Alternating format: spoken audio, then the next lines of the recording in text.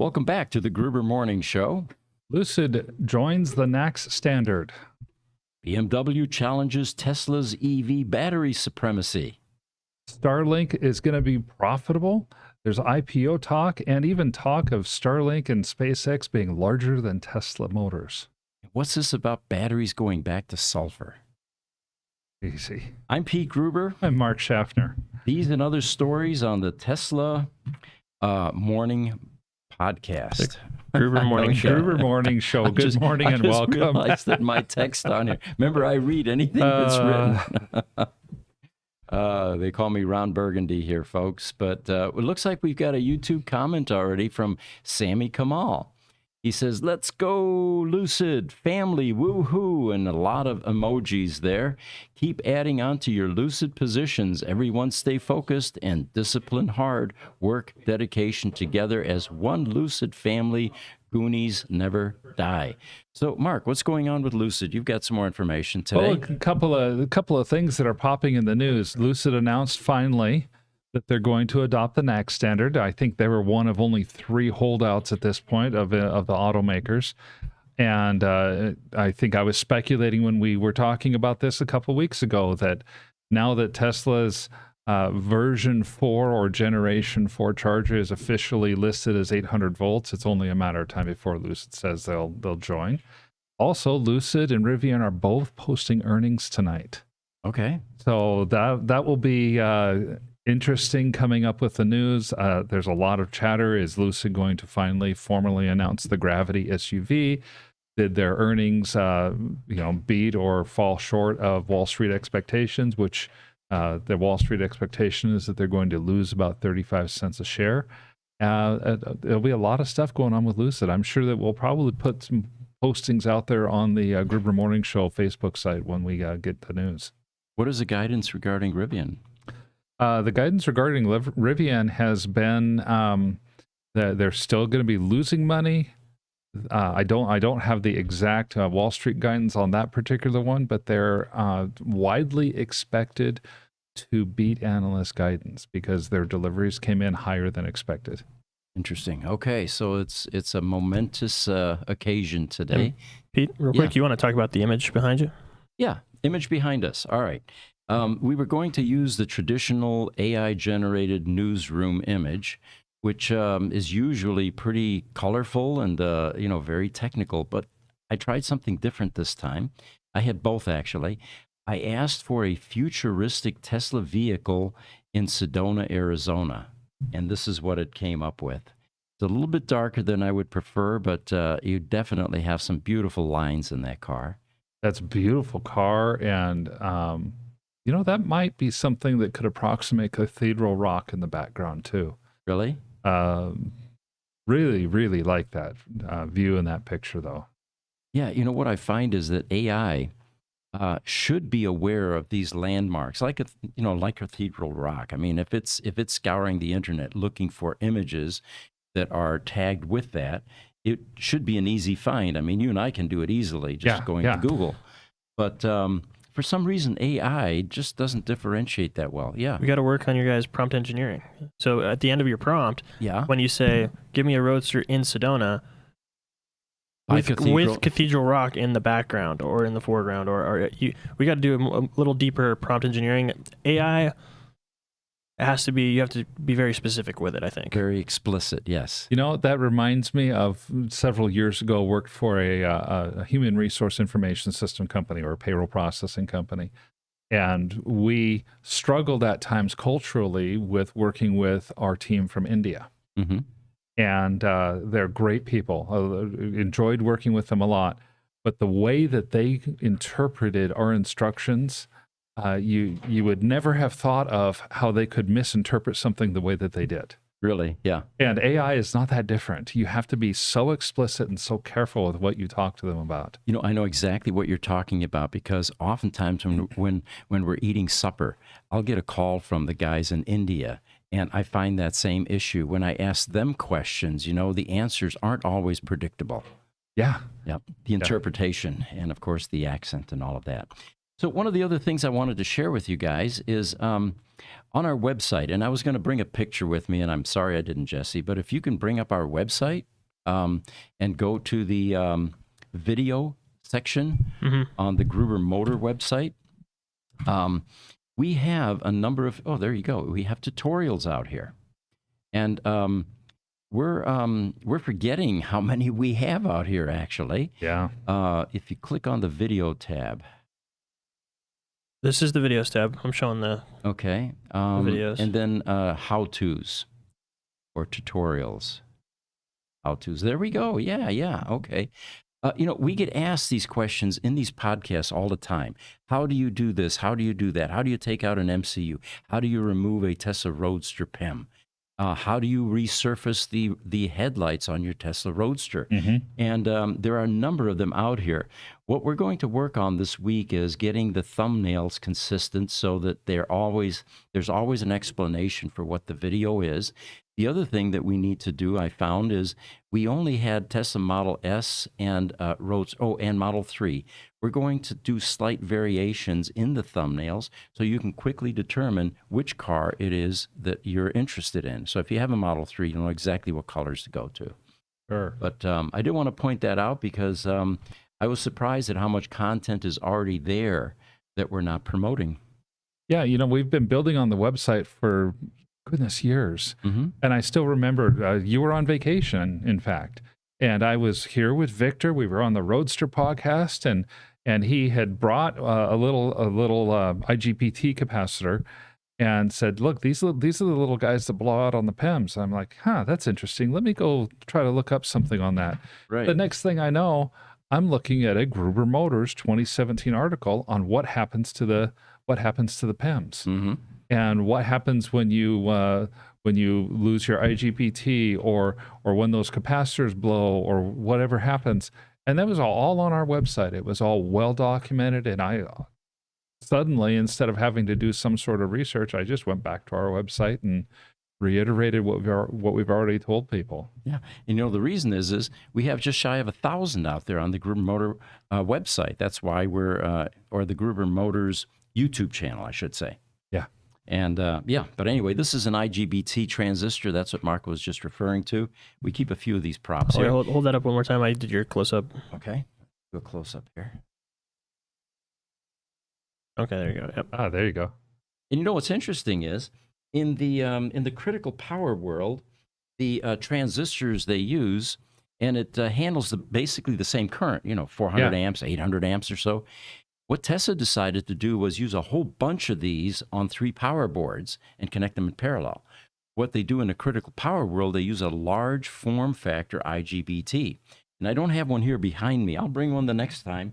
But they're huge, heavy, and they both do the same job. It's just, just a different approach. Just a different approach, exactly. Oh, we have a few comments coming in already.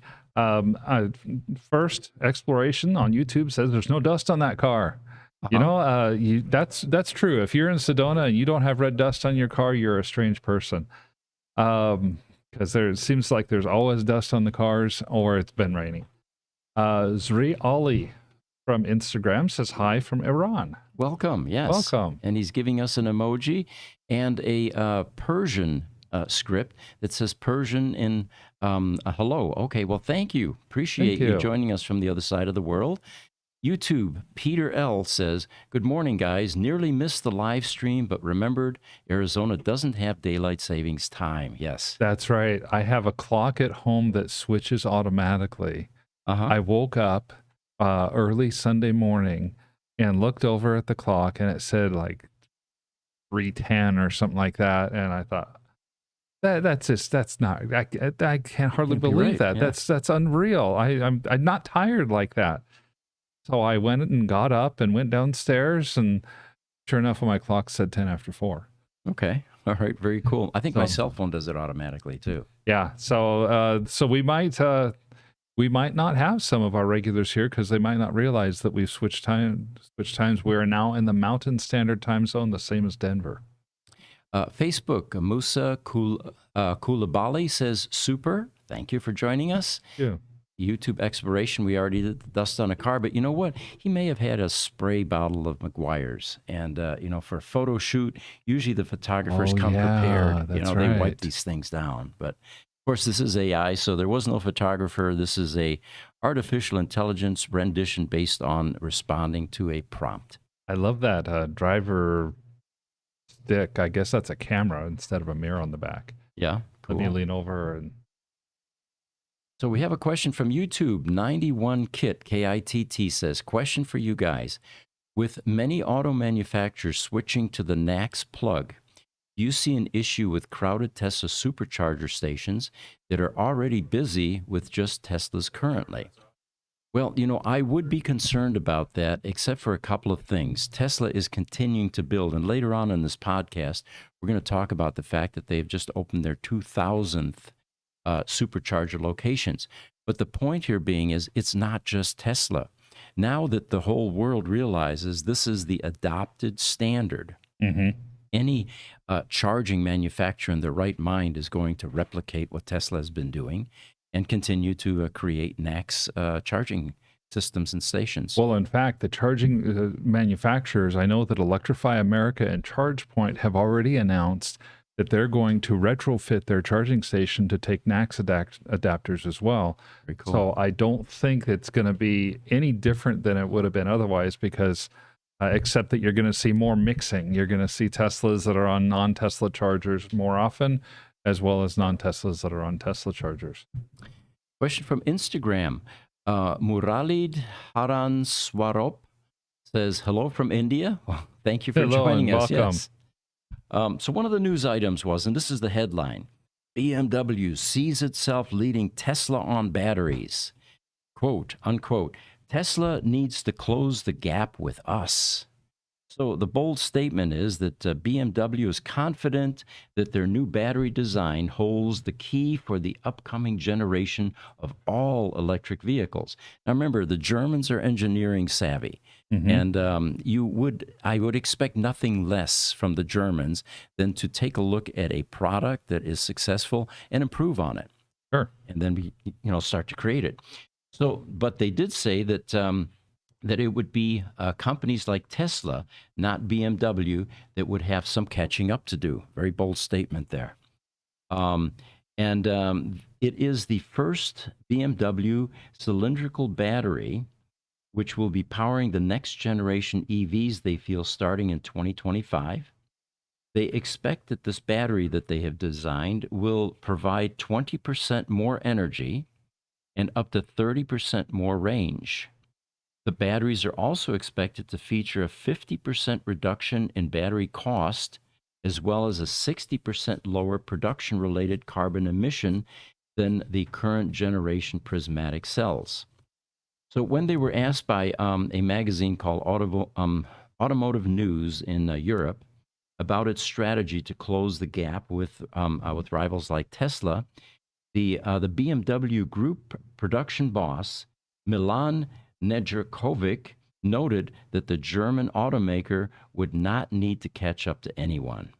He said Tesla needs to close the gap with us. So what's this battery all about? You did a little research on that. I did do a little bit of research on this, and BMW has partnered with a company in Europe called Eve Energy for the development of its batteries and its next battery technology. These batteries will have a 4695 format, which means they're 46 millimeters wide by 95 millimeters tall. Compared to the Tesla 4680. Exactly. So that means they're the same width, same type, a cylinder, but they're 15 millimeters or 1.5 centimeters taller than Tesla's batteries. According to Carla Westerheide from Electrive, the Eve Energy batteries are also supposed to have an energy density that's between 260 and 280 watt hours per kilogram of weight, where Tesla's 4680 batteries are coming in between 230 and 245 watt hours per kilogram. So theoretically, a battery pack with the 4695 batteries is going to be roughly the same size as Tesla's battery pack, but will contain as much as 40% more energy in it because of the larger size and the more energy dense batteries. the Tesla's smaller cells, the 18650s, Mhm. have roughly the same energy density as the Eve battery. Interesting. So that to me says that this is not maybe that much of an exaggeration. Mm-hmm. It may be that Tesla needs to catch up to BMW a little bit. Looks like the BMW has taken the energy density from the 18650, combined it with the size of the 4680, and have produced a battery that they think is going to be both cheaper and last better than Tesla. And so far, the research seems to support that. You know, as we've predicted all along, with this much demand for a particular technology, there's a lot of innovation taking place, and the product will continue to improve and evolve. And stay with us in the podcast, because later on, we're going to introduce you to a whole new battery concept, which actually has a number of distinct advantages. Oh, it's breathtaking how quickly things are moving. Mm-hmm. You know, it was. I still feel like there's a really good chance that by the time this BMW battery is actually out in the marketplace in 2025, it'll be obsolete. Interesting. Yes. Frustrating for manufacturers that are tooling up and setting up production lines and Oh, yeah. you know, processes, and but that's how it goes when you have a rapidly evolving market. Can you guys throw up a picture? Tesla Diner Supercharger Dash 2. This one's back in the news, and if you remember, we had reported on this a couple of months ago or so. There we go. This is a Tesla concept for a drive-in supercharger, hearkening back to the old days of diners. And here's the story. Tesla initially submitted plans for this drive-in charging station concept last year, 2022, and received some permit approvals to begin construction in August of 2023. In 2021, Tesla was also approved to trademark for the U.S. Patent and Trademark Offices to expand coverage of its T logo to include restaurant services. I didn't know you had to actually apply for different applications Didn't either. for your logos. But so anyway, Elon had discussed the idea of building a 1950s style diner and drive-in theater supercharger in Los Angeles since 2018. And he initially said it would feature roller skates and a rock restaurant. The plans were later confirmed by the city of Santa Monica, though the site has since moved to West Hollywood location. Mm-hmm. Anyway, what he said in 2018, and this is a tweet, he said, "We're going to put an old school drive-in, roller skates, and rock restaurant at one of the new Tesla supercharging locations in Los Angeles." So this news comes just weeks after Tesla surpassed 2,000 active supercharger stations in the United States, and ahead of plans for most automakers to gain access to the network in the years to come. You know, I do remember us talking about this. What is it, 3 or 4 months ago? I mean, Milliways. That's Hitchhiker's Guide to the Galaxy Volume 2. That is the restaurant at the end of time, Mm-hmm. and so there's all kinds of fun references in this photo. It's all about the charging time issue, though. Mm-hmm.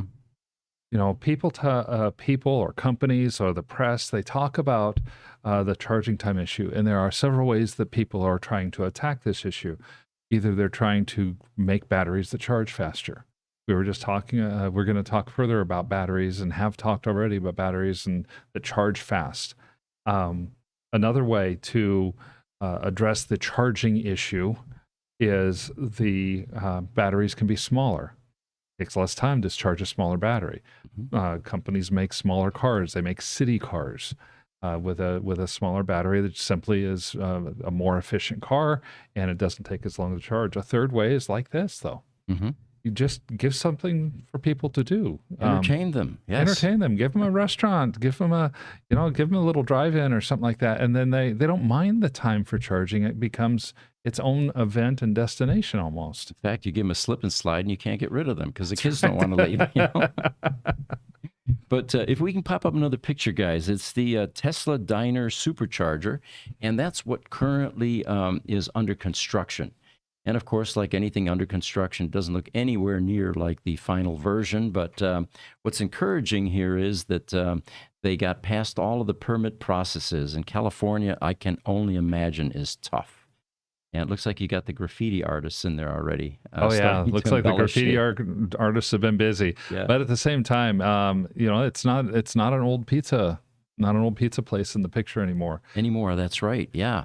When we reported on this a couple of months ago, they showed the old structure. Yeah, it was like a Shakey's Pizza or something like Shakey's, that was it. Yeah, yeah. And so that's all been torn down. They've got the concrete up probably for some of the structure. This is cool. I have to admit, my wife and I love going to Disneyland, and we go to the Los Angeles area every couple of years. And eventually, I do think when this is done, this will be a place I want to go visit. You know, we've come such a long way, too. I mean, going back into the last century, and I don't care if I'm dating myself because that's what I am. I'm 72 years old. But yeah. It used to be that when you drove up to a gas station, and you guys would probably chuckle at this, an attendant would come out. Sometimes they even had a bow tie and a white shirt. Oh, yeah. And they would check your oil. They would clean your windshield. They would pump for you, of course. And you didn't even tip back then. It was just expected, right? But there was nothing to do at the gas station. And if they did have facilities, they were probably dirty and not worth going to. And all of that changed when the QT concept came along. They realized that, people don't just come to pump gas, but maybe they want a Slurpee, maybe they want a hot dog, maybe they want some groceries, some chips. They're traveling, they're going to, So they were able to generate additional revenue, and they turned these into profit centers.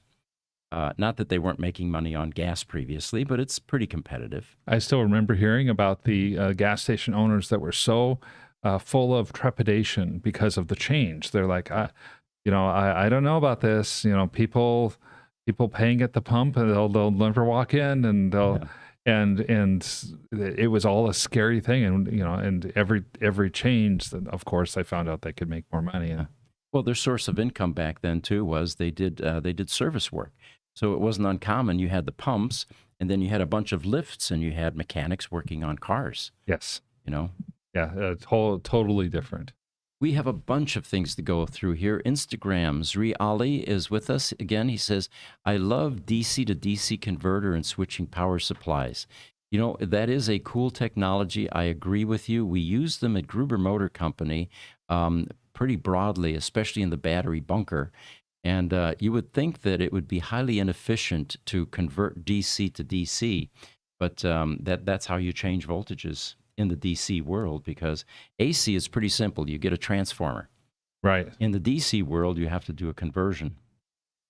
And then Martin Woods is joining us from the UK. Martin says, Lucid adopting the NACS standard is great news for Lucid customers, for Lucid sales, and for Lucid investors.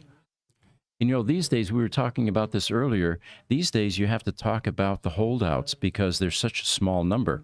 And the two holdouts so far currently, according to Jesse, are Stellantis and Volvo. Is there anybody else that you guys can think of? If so, let us know. Actually, Volvo is not a holdout. They would, with Polestar, said that they were going to the NACS standard. Oh, so there's only Stellantis at this point. Yeah. Okay. Yeah. I didn't hear that. I think Porsche's in there too. Oh, yeah. I don't think Porsche's moved over to the NACS. Yeah. Yeah. If those of you have expertise, let us know. YouTube, Martin Woods. Hi from UK. We just read that. Just read that one. Yeah. Thanks for joining us, by the way, Martin. Instagram, DJ Vip 510. Real art, he says. Oh, love it, referring to the graffiti. So that's the graffiti on the picture that we showed. Do you hear that they put a V3 in Big Bear? No, I did not hear that. Did not know that. Although we did report not long ago that Tesla was among the many that were putting superchargers and charging stations at national parks and recreation places all throughout the U.S. It's been happening for a little while, and it was just now starting to get some press. Isn't it amazing that in our world, in the EV world, of course, what makes the news is where the new charging stations are. Yeah. All right, YouTube, Lars Kite, please explain the sunglasses for me. Okay, I'll give you an explanation. We have very good reasons why there are always sunglasses involved in any Gruber productions. from videos to tours to any of that. And we do plan on releasing a video that will give full disclosure. And I think you'll all find it humorous, entertaining, and educational. But for now, we're still riding the mystique. It's part of our signature. It's kind of like the Blues Brothers. Do you remember that movie? Those guys wore glasses, or certain rock stars. And we consider ourselves rock stars. We also have been accused that possibly we are AI, and we're trying to hide our eyes because they're not yet perfected and will not pass the Turing test.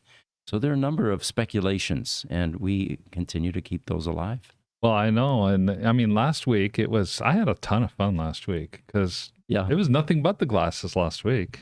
For those of you that missed it, Mark donned a green suit, or a green sheet, actually, cut a couple holes in it for his eyes, put the sunglasses on, and he was completely invisible except for a pair of floating sunglasses right next to me here.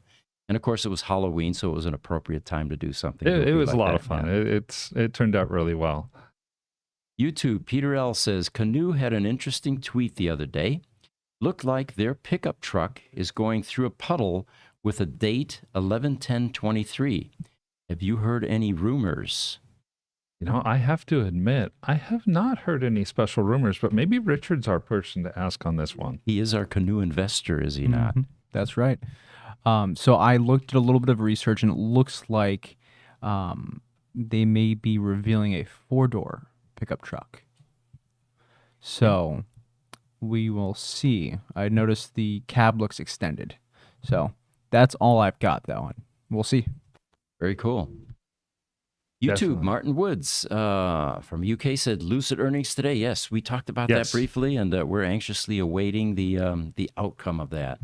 Yeah, Lucid's earnings, of course, are going to be after the market close today, along with Rivian.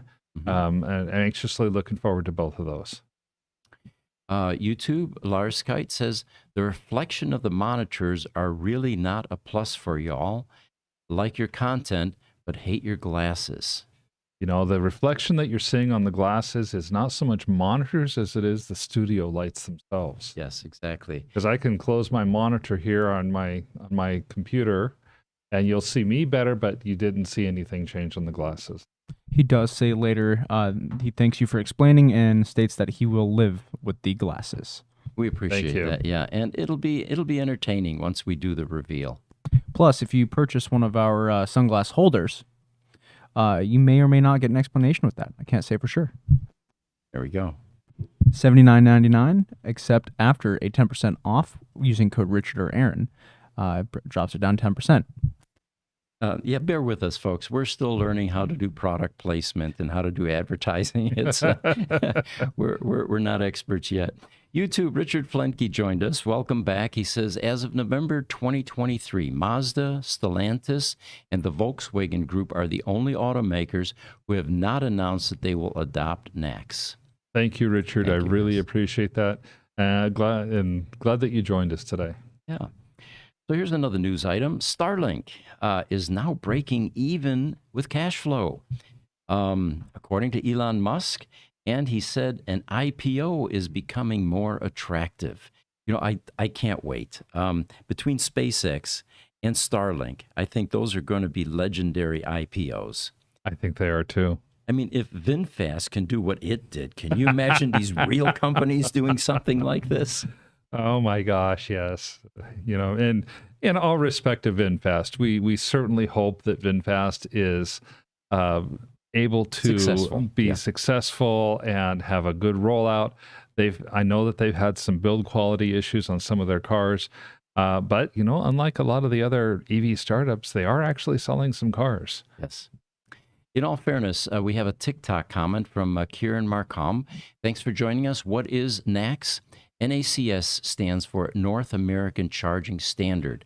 And what it is the Tesla Trident plug, as we call it, before NACS. It's a 3-pin plug that was the next generation after the Tesla Roadster gigantic proprietary plug, which I'm grateful went away. Yes. But this Trident plug has been tried and tested since 2012 when they came out with the Model S, and it is a highly successful charging method. We have one at home. It sits outside. It actually hangs outside. And, in Phoenix, Arizona, we get dust storms and, it's not the cleanest, exterior. And that plug just continues to work. Sometimes my wife even drops it in the dirt, kind of shakes it off, plugs it in the car, and it continues to operate. And, me being an electronics guy, familiar with connectors all my life, I am amazed how this thing functions and continues to survive. Yeah, they're really rugged. And, the very brief backstory on this is that Tesla, Elon Musk and Tesla went to the Society of Automotive Engineers back in 2010 when they were trying to build the Model S for the first time. They said, we're going to change from our Roadster plug. We need to have a plug that we want to have as more of a standard for the automotive industry. SAE, what can you do to help us here to get something set up as a standard? And their response was basically, look, we're working on some things, but it's going to be probably 3 or 4 years before we ever have any kind of standard out there. And so Elon Musk said, 3 or 4 years is too long. We won't be here if we have to wait for 3 or 4 years. So we're going to go ahead and go do our own thing. They developed the Triton plug, got it out, and had it going for, I think it was close to 3 years. I think it was 2015 when the combined charging system, or CCS system, was first introduced, and that's where the J1772 plugs are. Much, a very successful standard, and we're just pleased as can be because in any world, standardization improves everything. The costs come down because instead of building dozens of different type of charge standards, and of course, what we're now realizing is that Tesla's first foray into charging systems or creating chargers out there had much more to do with the fact that they felt they couldn't sell cars unless there was a place to get a charge. This goes back to the T0 days. The T0 actually had a trailer hitch on the back of it. It's the first electric sports car. Right. They built 3 of them. And in order to make sure that somebody wouldn't, run out of power, they actually had a trailer hitch with a Honda generator on the back that generated DC current when you ran out of battery. And it would charge your batteries to allow you to, continue to drive. We've come a long way since then. But we all suspected that Tesla would not only benefit from being able to sell their cars by having chargers out there, but eventually the rest of the world would come along and also be interested in using their charging methods, which is exactly what ended up happening. And now you can monetize. You have another revenue generator. Yeah, people thought for a long time, the short-sighted people that were bashing on Tesla said, right, the company's not making money now, and so what are they going to do? They're going to give away all this value to their people. How ridiculous. Well, Tesla took that ridiculousness all the way to the bank. Yeah. YouTube, Richard Flenke says, you're Tom Cruise and Goose. All right. Thank you, Richard. Karen McCrome on TikTok says, thanks for the clarification. Tesla has made huge strides with their charging network. Boy, isn't that the truth. YouTube Highlander's joining us. He says, hello, gang. Thank you for joining us again. Instagram, Zri Ali says, can you offer me a job to come to America? I have been registering for the lottery for many years, but do not win. And he's got some emojis there. Yeah, and it's, in legal immigration to America is very difficult. Yeah. There's millions of people that want to come. It's a land, truly is a land of opportunity. My advice to anyone that wants to get into the EV space, begin applying for the EV OEMs or the manufacturers or their service centers. And even if you have to start as a janitor at the bottom of the rung, it would be worth it because if you have a work ethic and you can show up for work every day on time and give them more than they're expecting, your promotion will come rapidly because there is a serious shortage of people that are eligible to work on electric vehicles.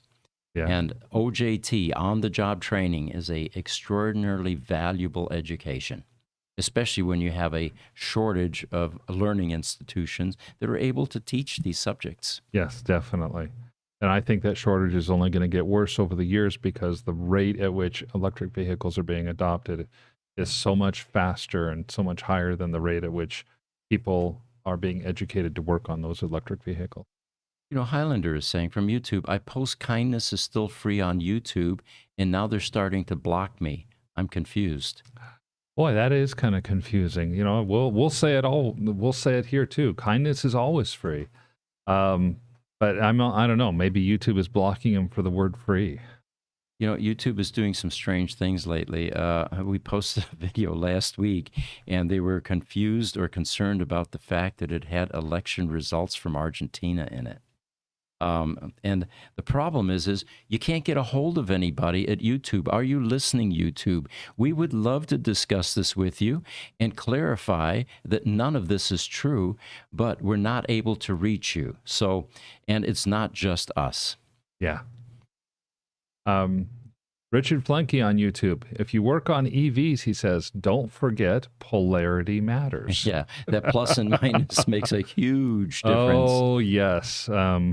You know, I could see somebody, in theory, plugging a battery in backwards, hitting that accelerator, and boom, that motor takes off, and they're going backwards. Yeah, there's a bunch of circuitry in between that and a drive motor, though, that would complain about that, though. So I think we're going to be okay. I think so.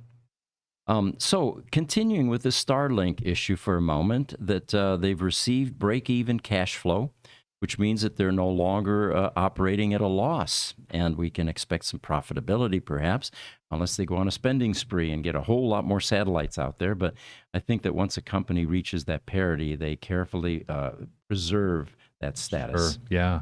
But Starlink is now also a majority of all active satellites.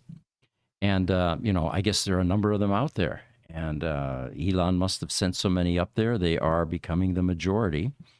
And they have, it says they will have launched a majority of all satellites cumulatively from Earth by next year. Those are some amazing statistics. You know, I think about for us old timers, and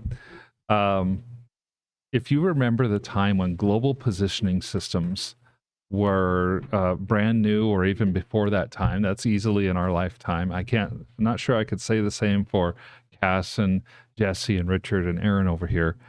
But I remember a time when global positioning systems were either non-existent, or you had this big thing that looked like a big handheld radio, and it would try to get links to satellites, and it would eventually get you positioned. And it costs a fortune. Oh yeah, they were like $1,000 just for that thing. Today we take GPS for granted. It's in seemingly everything we work on. Every time your phone says use location services, it's using GPS. Every time your car uses a map to get somewhere, you wouldn't have live maps if you didn't have GPS. I think that's what's going to happen with Starlink. At some point in the future, can you imagine what it would be like if all the cell towers are being taken down throughout not only the United States, but the world? Because why do you need a cell tower? You just have a satellite that's above you that gets your communication needs taken care of. You know, they go on in this article, they talk about the quantity of satellites out there. They said it was a huge step for Starlink, this, you know, going profitable. And as SpaceX has dealt with many challenges in its development. But this year, SpaceX has officially passed the 5,000 satellite threshold, and they've been signing up various partnerships with a company called Maersk being one of the largest. Now, that's the ocean shipping company, I believe, transport. So they say that now that things are more predictable, a potential IPO could be on the way for Starlink, and as Elon once discussed, spinning off Starlink and taking it public. So it sounds like Starlink would go public first, spin off from SpaceX. And he said that he told employees he told employees last year that the business was not likely to go public until the year 2025. So for those of you interested in investing, you got a couple of years to wait. He said that SpaceX, on the other hand, is also going to go public in the coming years, including some investors that were weighing in on this. Ron Barron, who said in an interview earlier this week that he expects the stock to be public within 3 years. He said that Barron that he believes that SpaceX stock could be bigger than Tesla. I think there's a chance.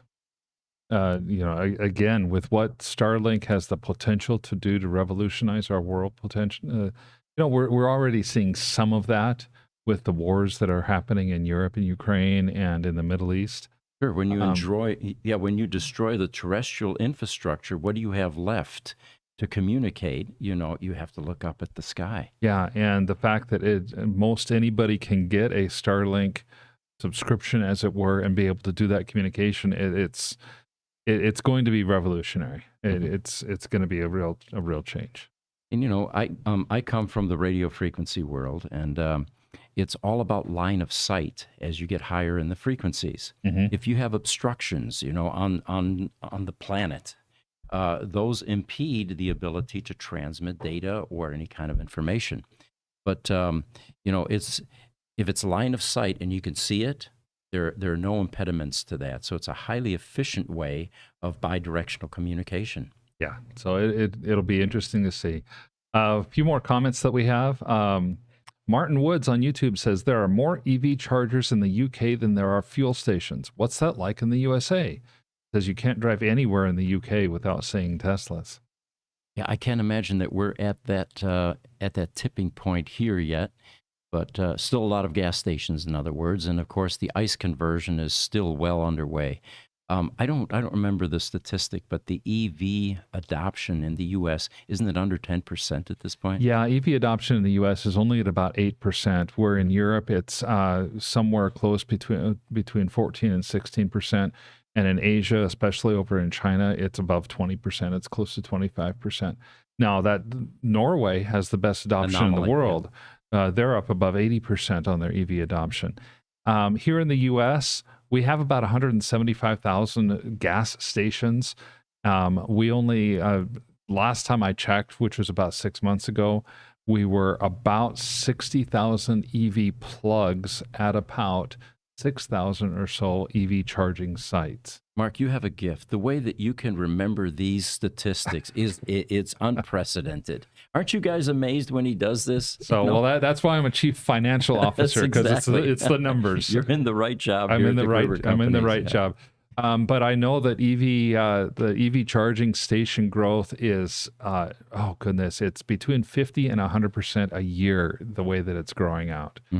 And the Inflation Reduction Act in the United States that the Congress passed at the beginning of 2023 has said that ideally by 2030, there'll be 500,000 EV charging plugs at around 100,000 EV charging stations. Amazing. Instagram. Akbar Zamani 666 says, hello, welcome, join. Yeah, thanks for joining us. YouTube, George Borelli says, this is likely an old question. Will Tesla ever come out with a new Roadster? Any update? Yes, it's they even have pictures of it. There's some working models of it, for example. There are teams working on it. George von Holzhausen's team, the design team. It's just that they're preoccupied currently with some other things, the semi-launch, and now the Cybertruck launch. They're not going to, they're going to have a hard time fulfilling the 2 million people that have put pre-orders in based on the production projections that we have just for the next year. So I don't expect a niche vehicle like this to be front and center, to be the high priority at this point in time. I don't think so. At the same time, I do remember us talking about how Elon has said he wasn't going to put a timeline on it, but he does have a team working on the development of the next Roadster. YouTube Highlander says GPS and its accuracy were guarded by the military. Oh, go figure. Yeah. Because, that's how we land our bombs. I know, I was there. Highlander, you are absolutely correct. That's... I learned about GPS first from my brother-in-law, who was a Black Hawk and Chinook pilot in the Army. And that's my big fear about AI. As wonderful as AI is and how it can revolutionize mankind, our governments are going to be focused on weaponizing it. Yeah. YouTube, George Borelli says, my 22 Model 3 Performance, love it, but I modified my seats. My hips and thighs are just enough wider than the seats were designed for. I modified my own custom seats, input on seats, seat options. You know, there's a good aftermarket opportunity, George. I suppose there would be other people that would be interested in that sort of thing. I think that's a great idea. You know, I'm a larger person myself. The seats in my Model S are a little bit tight for me. I've gotten used to them. But if I had the chance to have a slightly modified seat that was a little bit wider, I think I would have definitely considered that. Mm-hmm. Well, we should probably talk about Jim Cramer a little bit. Jim Cramer was in the news, got himself a CNBC interview, and he was bashing a bit regarding the Cybertruck and the ability for Tesla to actually meet some of their projections. And quoted as saying on CNBC, "I wonder whether this man," he's talking about Elon, of course, "this man can sell even 50,000 of the 200,000 Cybertrucks that were promised, I guess 200,000 per year." You had some distinct opinions about Jim Cramer, and I'd love to hear them again. Oh yes, I almost ranting. You know, as we research this podcast, we come across a lot of old information and or misinformation, and we have to filter it out, because a lot of times it gets repackaged and it gets put out again as though it were new news. And I've been surprised as we've gone through this podcast now for over a year together, that how much stuff gets put out brand new that is actually 6 months or 9 months or 12 months old. Well, Jim's take is one of those things. Mm-hmm. He's at best was relying on false information and misstatements that in many cases have been debunked months ago about the Cybertruck. And in fact, it was just so easy to find factual information. He says the Cybertruck's $100,000. No, Tesla hasn't announced what the price is going to be. The last time they had a price on it, it was either $49,990 or $69,990. And you know, he talks about the Cybertruck only hauling 1,500 pounds in its payload.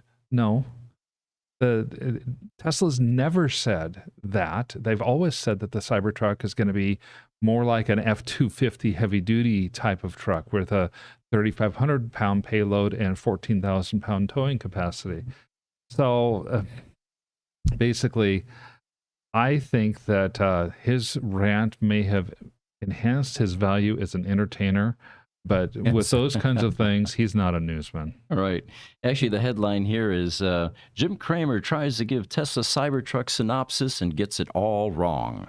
Yeah, it's just hard to take Jim Cramer seriously when he does that kind of stuff. And let's just hope he doesn't give AI a bad name and come out later and claim that he was using AI for his stats. Yeah, exactly. You know, we're getting pretty close to our time, Pete. We are. You know, and we should probably touch on this. Here's a headline: "An accidental discovery could change the world." This is regarding battery technology in the EV world. And let me read you a portion of this. They say, "Every now and then, revolutionary technology seems to spontaneously appear out of thin air and change our world. Dynamite, penicillin, X-ray machines, and even microwave ovens are all examples of such revolutionary accidental discoveries. Well," they say, "this year we may have had yet another. However, this time it is set not only to revolutionize the way we live, but potentially save our planet from the looming climate change by unlocking an elusive technology, lithium-sulfur batteries." And what they're saying about this is that this battery tech has some serious upsides compared to lithium ion.